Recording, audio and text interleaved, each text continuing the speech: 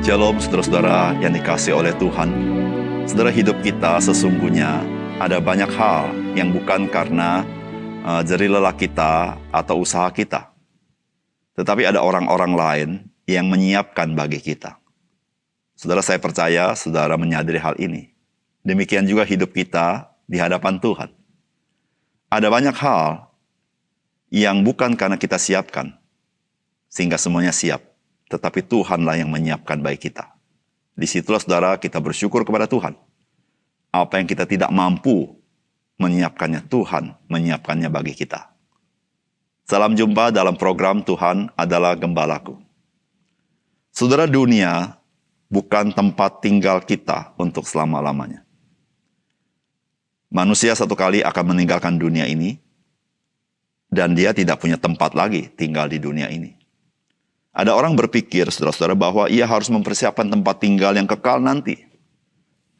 Dengan mengirimkan, quote-unquote, material-material ke sana, supaya tempatnya tersedia bagi dia. Yang dimaksud dengan quote-unquote material itu adalah, mereka berusaha berbuat baik sebaik-baiknya, yang dia pikir inilah kiriman material ke surga nanti, untuk tempat tinggal dia. Atau ada manusia melakukan ritual-ritual tertentu untuk memastikan dia mengirimkan material itu untuk membangun tempat bagi di surga. Atau melakukan peraturan-peraturan yang sifatnya sangat religius.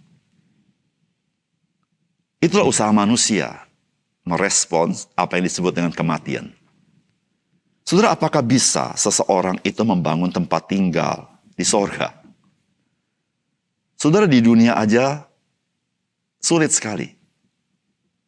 Ketika saudara ingin membangun tempat di negara lain, dan saudara bukan warga negara sana, saudara mengirimkan material ke sana, saudara tidak mudah. Karena di sana ada otoritas. Saudara harus punya izin. Dan izin itu harus diberikan oleh yang berotoritas di sana. Saudara, bagaimana seorang manusia bisa menyiapkan tempat di surga? Saudara, mari kita membaca firman Tuhan. Yohanes pasal 14, ayat 1-3. Janganlah gelisah hatimu, percayalah kepada Allah, percayalah juga kepadaku. Di rumah Bapa-Ku banyak tempat tinggal. Jika tidak demikian, tentu aku mengatakannya kepadamu. Sebab aku pergi ke situ untuk menyediakan tempat bagimu. Dan apabila aku telah pergi ke situ dan telah menyediakan tempat bagimu, aku akan datang kembali dan membawa kamu ke tempatku, supaya di tempat di mana aku berada, kamu pun berada. Saudara yang dikasihi oleh Tuhan, bagian firman Tuhan yang kita baca, yaitu perkataan Tuhan Yesus kepada murid-muridnya. Karena Tuhan Yesus telah memberitahukan bahwa dia akan meninggalkan murid-muridnya. Disitulah Tuhan Yesus berkata, supaya mereka itu jangan gelisah hati mereka. Karena Tuhan Yesus tahu, murid-murid pasti khawatir. Apalagi ketika murid-murid melihat Tuhan Yesus mati disalibkan, pastilah mereka menjadi ketakutan. Mereka menjadi gelisah. Dan mereka tahu mereka tidak ada tempat di muka bumi ini. Saudara, apakah pesan firman Tuhan bagi kita? Yang pertama, dunia ini bukanlah tempat tinggal yang permanen bagi kita. Namun orang percaya tidak perlu khawatir. Karena Tuhan Yesus memberitahukan bahwa di rumah Bapa banyak tempat tinggal yang sifatnya permanen. Tuhan Yesus berkata begini, janganlah gelisah hatimu, percayalah kepada Allah, percayalah juga kepadaku. Di rumah Bapa-Ku banyak tempat tinggal. Jika tidak demikian, tentu aku mengatakannya kepadamu. Saudara, siapakah yang dapat berkata seperti Tuhan Yesus? Di rumah Bapa-Ku banyak tempat tinggal. Saudara, siapakah yang punya otoritas memberitahukan kepada kita ada banyak tempat tinggal? Selain dia adalah Tuhan itu sendiri. Saudara, itulah yang Yesus lakukan. Ketika Tuhan Yesus berkata, janganlah gelisah hatimu, percayalah kepada Allah, percayalah juga kepadaku. Yesus mau memberitahukan bahwa bagi orang percaya, ada begitu banyak tempat tinggal di sorga. Artinya apa? Artinya tidak ada satu orang percaya yang tidak akan tinggal di sorga. semua orang percaya akan cukup tempatnya untuk tinggal di sorga. Karena itu Tuhan berkata apa? Jika tidak demikian, tentu aku mengatakannya kepadamu. Saudara-saudara yang kasih dalam Tuhan, kalimat ini luar biasa. Tuhan Yesus tahu secara persis apakah tempat tinggal itu cukup apa tidak. Dan Tuhan Yesus memberitahukan, ada begitu banyak tempat tinggal di rumah Bapa di surga. Saudara yang kasih dalam Tuhan, ketika Yesus ada di tengah bumi ini, dia menyatakan apa misinya, yaitu mati di kayu salib. Namun misi mati di kayu salib untuk menanggung dosa kita, supaya kita tidak binasa. Tetapi Tuhan ada tempat di sorga bagi kita. Saudara, bukankah ini sebuah keindahan?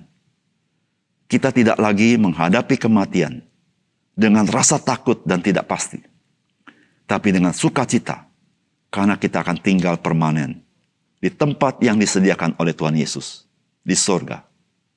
Itulah tempat bagi orang-orang yang mau percaya kepadanya.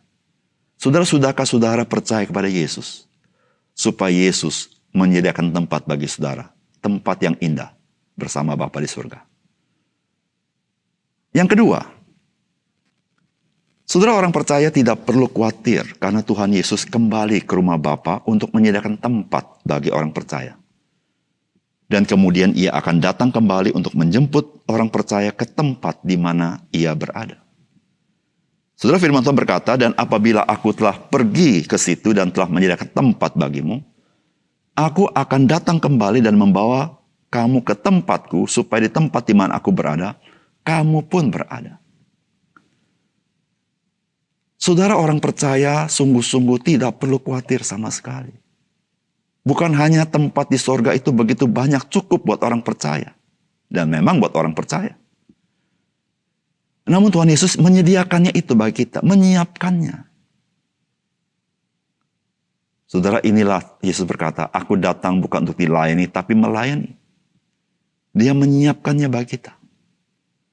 Bahkan dikatakan nanti dijemput kembali, supaya kita bisa berada di tempat di mana Yesus berada.